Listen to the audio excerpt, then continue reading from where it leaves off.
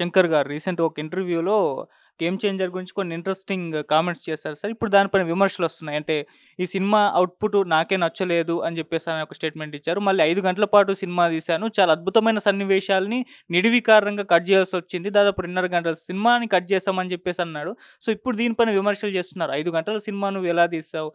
ప్రొడ్యూసర్స్‌కు భారం కాదా? సినిమా ఆర్టిస్ట్‌ల వాళ్ళ టైం కూడా నువ్వు నాశనం చేశావన్నట్టుగా కామెంట్‌లయితే వినిపిస్తున్నాయి. అంటే ఒక స్క్రిప్ట్ ప్రాపర్‌గా లేదా? ఏం జరిగింది? శంకర్ గారి కామెంట్స్‌ని మీరే విధంగా చూస్తారు సార్? శంకర్ కామెంట్స్‌ని వ టోటల్ ఫెయిల్యూర్. ఈ సినిమా గేమ్ చేంజర్ ఎవ్వరి తప్పు కాదు. ఇది టోటల్‌గా 100%, 200% ఫెయిల్యూర్ ఆఫ్ శంకర్. శంకర్ ఒక ఒక పెద్ద డైరెక్టర్. ఇప్పుడు 'శంకర్' తోటి సినిమా తీయాలనుకున్నప్పుడు అలాంటి డైరెక్టర్ తోటి 'శంకర్', 'రాజమౌళి', మణిరత్నం ఇలాంటోళ్ళతోటి సినిమాలు తీసేటప్పుడు ఎలా ఉంటదంటే, డైరెక్టర్, ప్రొడ్యూసర్, హీరో మాట్లాడేది ఏముండదు. ఒప్పుకుంటాం వరకే. ఒప్పుకున్నాక ఇహ డైరెక్టర్ ఏం చెబితే దాన్ని ప్రొసీడ్. ఎందుకంటే వాళ్ళ బ్యాక్‌గ్రౌండ్ హిస్టరీ అంత పెద్ద హిస్టరీ.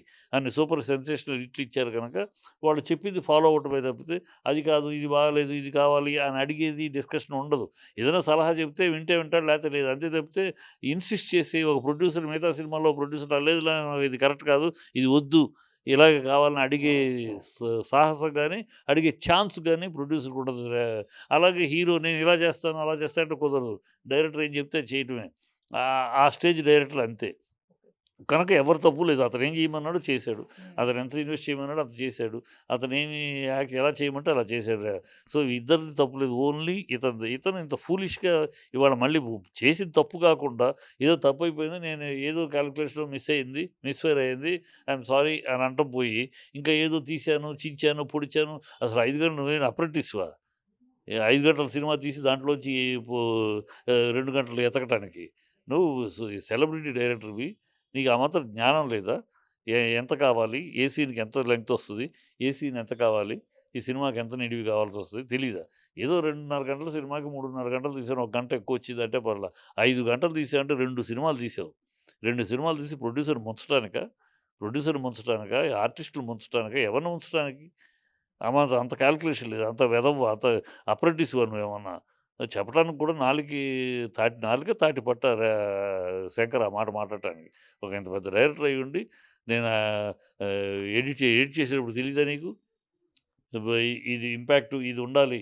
ఇది మీరు తీసేది తెలీదా? నేను తీసేసానంటే నేనే ఏదో ఎడిట్ చేశాను. అది అనుకున్న ఇంపార్టెంట్ అంటే పోయి లేదు గనక అదేదో గొప్ప సీన్ అని నువ్వు మాకు చెప్తావా? ఉన్నదేమో తొడకా సీన్‌లు, తొగడా సీన్‌లన్నీ పెట్టి అసలు సీను ఒక 75,00,00,000 3 పాటలు కన్నావు. ఏమన్నా పాటలకా 75,00,00,000 అవసరమా? ఎందుకు ఖర్చు పెట్టావు? ఎవరమ్మ మొగుడు సొమ్మని ఖర్చు పెట్టావు? నాది కాపోతే కాశీ దాకా తేకమన్నారు. నీ సొమ్ము కాదు కనుక ఇష్టం వచ్చినట్టు ఖర్చు పెట్టించావా? అన్ని పాత సినిమాలు, నీ సినిమాల్లోనే పాత సన్నివేశాలు, పాత ఐడియాలు అన్నింటిని మిక్సీలో ఏసి రంగరించి మళ్ళీ కొత్త ఫ్రెష్‌గా ఓ సినిమా అన్నట్టు ఆ సినిమాలనే కలిపి చూపించేయటం తప్పితే ఒక సినిమా కొత్త సినిమా క్రియేట్ నేనెందుకు పెట్టుకుంటారు? ఒక పెద్ద ప్రూవ్డ్ డైరెక్టర్‌వి. పెద్ద హిట్‌లిచ్చావు. సంతోషం. అందుకని పెట్టుకుంటారు. పెట్టుకుంటే ముంచేసావు నువ్వు వాళ్ళని. అది కావాలి. మన తెలుగోళ్ళకి కావాలి. ఎందుకంటే మన తెలుగోళ్ళకి దౌర్భాగ్యం ఏంటంటే పొరుగింటి మన రాజమౌళిని ఒక తమిళ్ డైరెక్టర్ పెట్టుకుంటే ఎప్పుడైనా తమిళ్ ప్రొడ్యూసర్ పెట్టుకుంటే చూసారా? మన వినాయక్‌ని ఒక తమిళ్ ప్రొడ్యూసర్ తీసుకుంటే చూసారా? మన సుకుమార్‌ని ఎవరన్నా తమిళ్ డైరెక్టర్ చూసారా?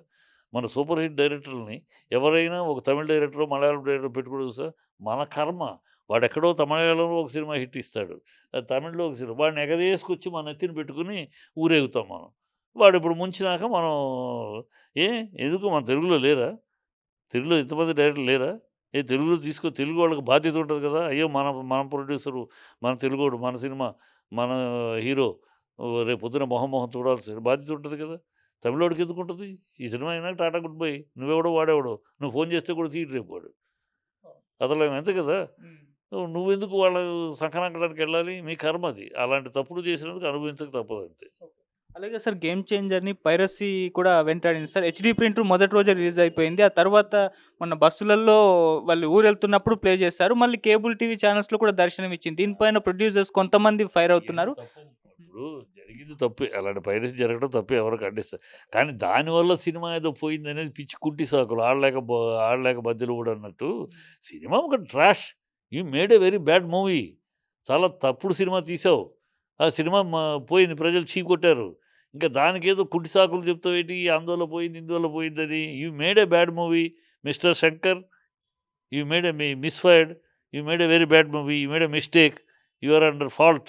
ఇంకా వై యూ వాంట్ టు ఇతరులని ఏదో వాళ్ళ వల్ల పోయింది, వీళ్ళ వల్ల పోయింది, ఈ పిచ్చి కుట్టి సాకులెందుకు? ఇయన్నీ తప్పు. సినిమా పైరసీ అనేది తప్పు. ఎప్పటినుంచో మాట్లాడుతున్నాం. పైరసీని గురించి అడ్డుకోవాలి. దానికి రకరకాల చర్యలు తీసుకోవాలి. అవి జరుగుతా ఉన్నాయి. అయినా జరుగుతానే ఉంటాయి. ఎందుకంటే వాళ్ళ ఫారిన్ మార్కెట్ బిజినెస్సు. అమెరికాలో ఒక రోజు ముందు రిలీజ్ అయిపోద్ది. రిలీజ్ అయిపోతే వచ్చేస్తది. అమెరికా నుంచి సింగపూర్, సింగపూర్ నుంచి ఇక్కడికి వచ్చేస్తది నెక్స్ట్ డే. సో, ఇయన్నీ మనం ఎలా అరికట్టాలి? అమెరికా చట్టం, అమెరికా చట్టాలను అమెరికాలో వెళ్లి పోరాడాలి. ఇలా రకరకాల లూప్ హోల్స్ ఉన్నాయి. కనుక ఇవి వస్తా ఉంటాయి. బట్ అవి వచ్చినంత మాత్రాన ఇదే మరి ఆహ్, ఈయన 'త్రివిక్రమ్' సినిమా ఉంది గదా! ఆ సినిమాకి అయింది గదా! 'పుష్ప 2'కి వచ్చింది గదా! ఆ! 'గుంటూరు కారం' వచ్చింది గదా! మరి 'గుంటూరు కారం' ఫెయిల్ అయింది. మరి అయి 2 హిట్ అయినాయిగా. సో, ఇయన్నీ ఒట్టి మాటలు. సినిమా బాగుంటే, కంటెంట్ బాగుంటే, ఈ పైరసీ ఇయన్నీ ఎవడు మళ్ళీ సినిమా పైరసీలోటి బస్సులో ఏదో ఏశారు. ఆ బస్సులో ఏసిన దాన్ని చూసి సినిమా చూడకుండా ఉండడు. బస్సులో ఏసింది బ సినిమా బాగుంటే బస్సులో ఏసింది చూసి సాటిస్ఫైడ్ మళ్ళీ వచ్చి చూస్తాడు.